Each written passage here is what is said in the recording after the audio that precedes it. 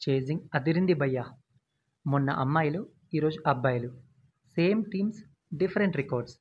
అమ్మాయిలు చేజింగ్‌లో world record create చేసి world cup ఫైనల్‌కి వెళ్తే, అబ్బాయిలు చేజింగ్‌లో నింజా స్టేడియంలో సరికొత్త రికార్డు సృష్టించి 5 టీ20ల సిరీస్‌ని 1-1తో సమం చేశారు.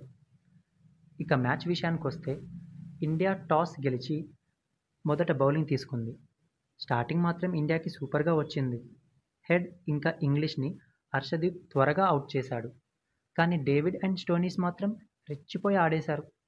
చెరొక హాఫ్ సెంచరీతో చెలరేగిపోయారు. అయితే మంచి ఊపులో ఉన్న డేవిడ్‌ని తిలక్ వర్మ బౌండరీ లైన్ దగ్గర ఒక స్టన్నింగ్ క్యాచ్‌తో అవుట్ చేశాడు. ఆ తర్వాత స్టోయినిస్‌కి రింకు సింగ్ చేతిలో ఒక లైఫ్ వచ్చింది. కానీ తర్వాత రింకు సింగ్‌కి క్యాచ్ ఇచ్చి అవుట్ అయ్యాడు. వీళ్ళిద్దరితో పాటు చివర్లో మ్యాట్ షాట్ ఒక మంచి ఫినిష్ ఇచ్చాడు. దీంతో మొత్తంగా ఆస్ట్రేలియాకి 186 ఫర్ 6తో చాలా మంచి స్కోర్ వచ్చింది. నింజా గ్రౌండ్‌లో ఇదే హైయెస్ట్ టోటల్.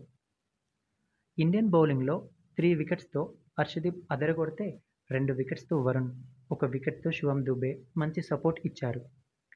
ఇక చేజింగ్‌లో ఇండియాకి అభిషేక్‌తో అదిరిపోయే ఆరంభం వచ్చింది. కానీ కాసేపటికే 25 రన్స్ వద్ద ఎలిస్ బౌలింగ్‌లో అభిషేక్ అవుట్ అయ్యాడు. ఆ తర్వాత వచ్చిన స్కై, తిలక్ వర్మ, అక్షర్ పటేల్, జితేష్ శర్మ తమ వంతు రన్స్ చేశారు. అయితే చివర్లో సుందర్ 49 రన్స్‌తో నాటౌట్‌గా మ్యాచ్ విన్నింగ్ నాక్ ఆడాడు. చివర్లో 3 రన్స్ ఇన్ 10 బాల్స్ వద్ద సుందర్‌కి 50 స్కోర్ చేసే ఛాన్స్ వచ్చింది. కానీ జితేష్ 4 కొట్టి మ్యాచ్ ముగించాడు. నాకైతే అనిపించింది జితేష్ సుందర్‌కి ఛాన్స్ ఇచ్చి ఉండాల్సింది అని. 3 వికెట్స్ తీసిన హర్షదీప్‌కి player of the match award వచ్చింది.